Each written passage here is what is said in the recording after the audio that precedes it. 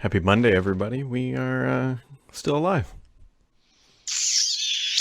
Yeah, barely. Yeah. You know what's surprisingly hard to do? Mm. Reviewing a mouse. Right.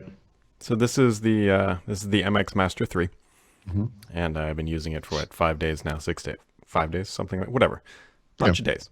I wrote up a post. It will go live either today or tomorrow. But it's like, does it point? Yes, it does. Does it click? In fact, it does, and it scrolls, Paul. It scrolls. What do you have to say about its long-term durability? So, ironically enough, I can make a pretty good guess. Mm-hmm. I think because I have an MX Master, the original one, which I've had for I don't even know how many years. Well, the battery is starting to go flat on that one, which is why I'm demoting it down to this machine because I can just keep it plugged in most of the time. The material, unlike the Microsoft Band, has held up exceptionally well, exceptionally well. So that's why, Yeah. while I can't say, hey, this particular one is going to hold up really well, if their first generation is any sign, this one should hold up just fine, and that it should.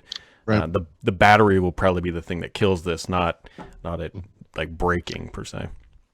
It's funny that you mentioned the Microsoft Band. I was just thinking about that the other day because I'm testing this Samsung thing, and yeah, it's fine. It's like a color version of a Fitbit, basically. The battery life is probably not quite as good as the Fitbit, but it's days long and it's very good.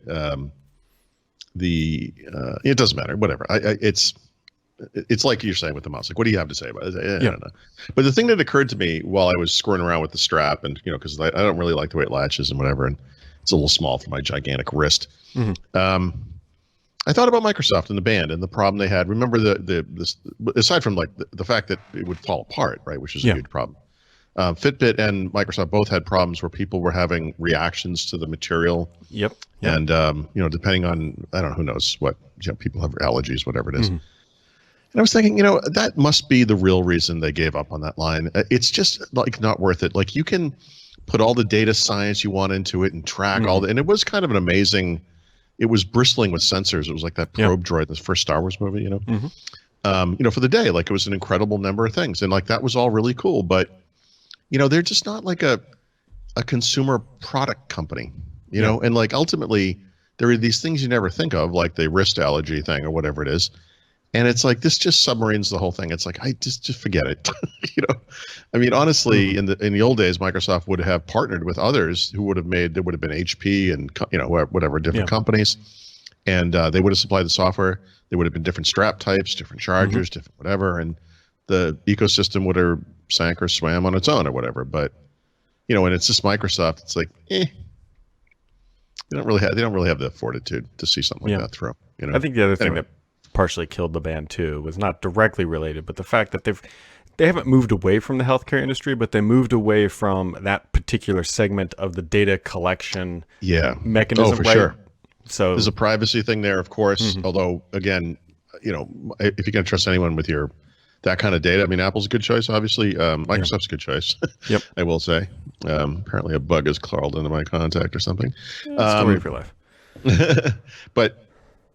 Geez. Anyway,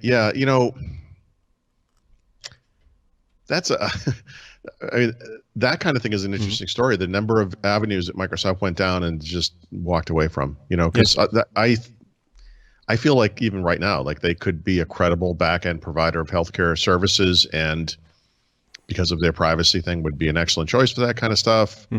Should form the back end of what Apple's doing. That's a company they should be partnering with there, and who knows? Maybe they tried. It's weird to me that they are walking away from the healthcare stuff like that. So seems like a natural fit. They aren't full. I got to go back and look. So they did shut down a lot of that stuff, but then they started. What's left? Well, okay. Well, you mean like the consumer stuff is gone? Oh, because there was Microsoft Health, which was the back end for the Band. The service for the Band. There was something called Health Vault, which required buy-in from different health services, right? Because you could connect stuff on the back end. It was kind of like the Movies Anywhere of, healthcare services. They're scaling. That's going away right now. In fact, I just got an email about it, right? That, but those are consumer-facing services. Maybe that's the point. Maybe they still do have a role to play, and I think they do. I think about it. Like, what company would you trust with that kind of stuff? Like, what tech company? Facebook Health? Is anyone signing up for that? their strategy here, but on August 13th, Microsoft hired away Samsung's chief medical officer to join its growing health team. Was his name Bones McCoy? Chief medical officer? Really? Yeah. Wow. Well, his actual name is David Rhew, Sure, that makes R-H-E-W. Yeah. Okay. So. Well, maybe this will good. I mean, they should.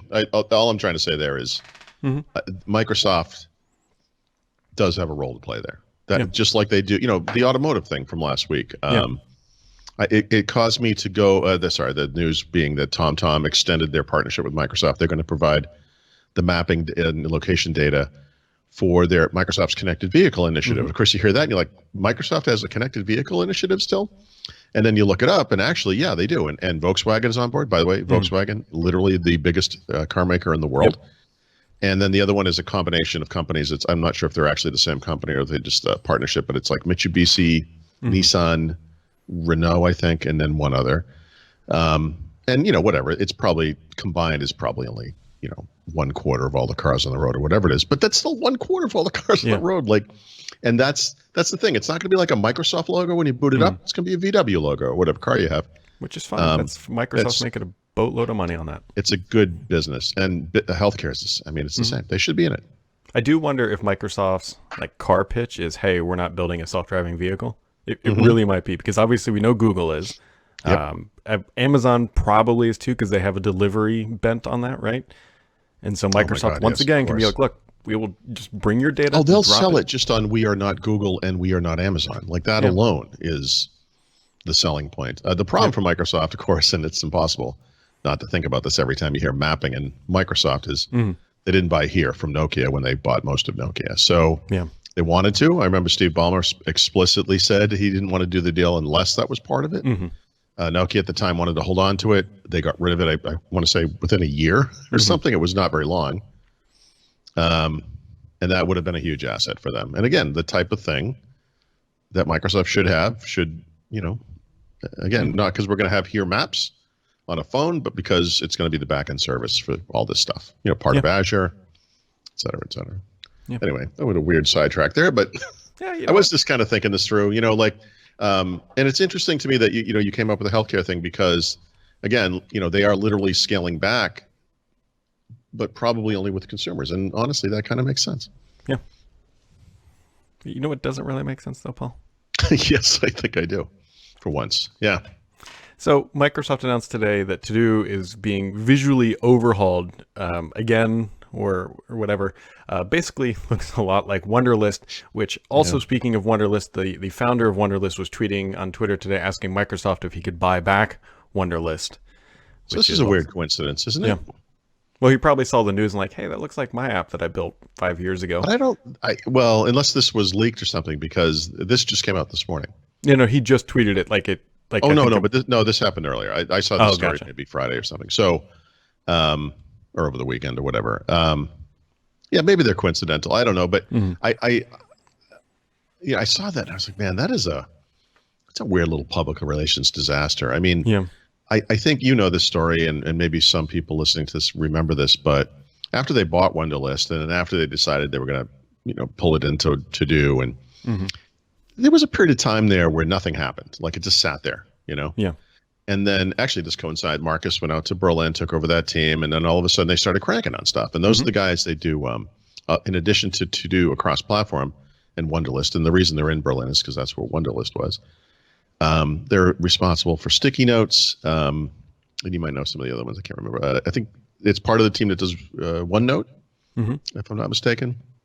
And they've done a lot of integration work between actually all of those things. And since Marcus took over, actually, I would say their pace of release has grown almost exponentially. So I don't know. I mean, it is weird that Wunderlist hasn't yet kind of gone away officially. Like they didn't pull everything in. It's not completely a superset yet. But yeah, this thing, I for whatever it's worth, I mean, I think this app looks great. Like the new app is beautiful. Yeah. And if you're a ToDo user, you know, it's only getting better. And and if you're a Wunderlist user, I mean, there's always that guy who has the one thing, and I get that, but I mean, we're talking about a ToDo app here, folks. Like, I mean, how many how many features could you need? Yeah. I know, Do you I agree. mark things as done? Good, it works. Yeah, that's I don't know. It's got the picture of that tower spire thing in Berlin, so you know it's Wunderlist. That's literally like a block away from those offices, by the way. That whatever that is, it's like a radio antenna thing or something. I just thought it was like a large shish kebab looking thing. No, it's like cities have those spires. Yeah. You can actually go to the top of it. Like I think there's even a restaurant up there. That's where the veggies are, right on the end. It's like an onion up there. Yep. And then tomorrow's going to be a big day too. We got the Apple event, which. Do you know what time that's at, by the way? Are you flying tomorrow? Because I would assume it's when you're on a plane, or maybe on a No. train. No, I'm probably going to live cover it with Andrew, I think. But I assume it's going to be 1 p.m. noon or 1, yeah. 1 p.m. to probably, I don't know, I bet 2:30 maybe would be my guess. What are we thinking? Well, first of all, I should ask. I thought about you this weekend too, because I was thinking about this. Are you already? You think you're going to get one of these things? I haven't figured out what my strategy is here yet. I really haven't. You have a 10S. Yeah, which it's fine. Like there is of course, it's fine. I've got 7 phones here that are fine, but I mean, that's fine is so never. So what? Yeah. Yeah. We'll see. Primarily because whatever it is, like most phones, I'm going to be buying it outright. Yeah. So but you don't want to trade your phone in. This is something you would possibly hand down to your wife. Correct. That's the strategy is either going to be, because my wife needs a new phone. Her 7 is the batteries. No, that's definitely old. The battery's done, and she needs a new phone. It's fine. We're going to be buying a phone. I just don't know if it's going to be. Honestly, it could just be the exact same phone I have, and I just buy it for her because it's a year later. It should be pretty cheap. Or if iPhone XR or whatever the hell they're going to call it this year. Or maybe I'm curious if they differentiate those more this year. But anyway, okay. I don't know. And it's not. I say this, I'm not going to buy it on day one, and yet I probably will. Yeah, I'm thinking I almost certainly will order something on day one. You know, we will see. And we'll be disappointed. Pricing. I wonder what an iPhone 7 is even worth. Like if I sold it, I bet I could get maybe like 150, $200 maybe. Yeah, you should look at what Apple is offering today on a trade. Just to kind of see where that is, because for a time, I don't know if it's true now, but for a time, like Samsung was just doing on the Note 10, they were offering, I don't know if it was double, but it was more than you would normally get, like from Gazelle or something. It may be worth trading it in. Yeah, the other interesting thing too, I'm trying to think of how I'm going to do this. Like if I actually give that phone to my wife, I'm going to have to reset it. Yep. So that I don't want to just like SIM swap it and then have to try to like unwind all of the authentication stuff on there. That would be a pain in the butt. No, you know, you can back this thing up. You can reset it, I know. Hand it to her fresh, and then you could, if you want, you could restore to the new phone. Yep. So anyways, we'll see. That's tomorrow. Definitely not buying an iPad. More than likely not buying an Apple Watch based on what the rumors are and all that stuff. The only thing I think of interest is probably a phone. I don't need a new Mac. I don't even own a Mac for that matter. Oh man, I need a new Mac. Such a weird thing to even say. Which I will say that MacBook commercial that they made, like with the guy's name is Mackenzie Book or whatever, that was all over the NFL yesterday. All over. Was it really? Yeah. All over. I was reminded. I was reading the recap of today in the New York Times, and aside from the beautiful nature of Patriots beating my brother-in-law's favorite team yesterday by 30 points, I was reminded of, was it Chad Johnson? Is that his name? Who renamed himself to Ocho Cinco? Yep. What a douche. Oh, that's beautiful. Yep. And a Cincinnati Bengal, I believe, at the time. Although I also think he ended up on the Patriots at some point too, because everyone ends up with the Patriots. It's like a halfway house between the NFL and prison or whatever. I'm trying to find this quote about Tom Brady that came out yesterday. Best. That is just the best. Ocho Cinco. So here's my favorite Tom Brady quote, at least from the Man. past, I don't know, month, maybe summer, maybe year. It says, every year, Yeah. Brady turns some random gaggle of grocery baggers and truck drivers into ninja lethal receiving corps. Yeah. Yes. It's like, Exactly. Well, it's like Antonio Brown. Is that the guy? this is, I mean, I really seriously, wish he would have no. played yesterday. Oh my, yeah. Me too. Please. I know. My brother was texting me about this all day. So, um, I just like seriously, the Patriots should just have a sign at the beginning, at the entrance to their camp that says, "Admittance only if you've committed a crime, then you can get on the team." like you have to be some kind of a miscreant Yeah. to end up with a, Yep. and then we'll just turn you into a champion. It'll be Yep. great. Basically, Yeah, all it's they do is crazy. probably just take duct tape, put it over everybody's mouth, and have a cattle prod. And if you step out of line, Bill Belichick just tasers you until you catch the ball. I mean, that's- honestly, I don't think this guy's gonna turn into anything special. No, for the it'll be Patriots. interesting. It's gonna be a shit show. I But bet they signed him for like league minimum, and then performances bonus is like the only way he can make money. I got like $50 million. I don't think that's the league minimum. Well, he was guaranteed 30 in Oakland for, I think, just for showing up, which why can't actually I be he that? didn't do. Can you just imagine? No, I can't. I can't.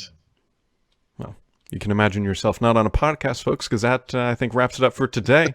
And we'll catch all of you right back here next time on NFL First Ring Daily. Should have called it First Down Daily.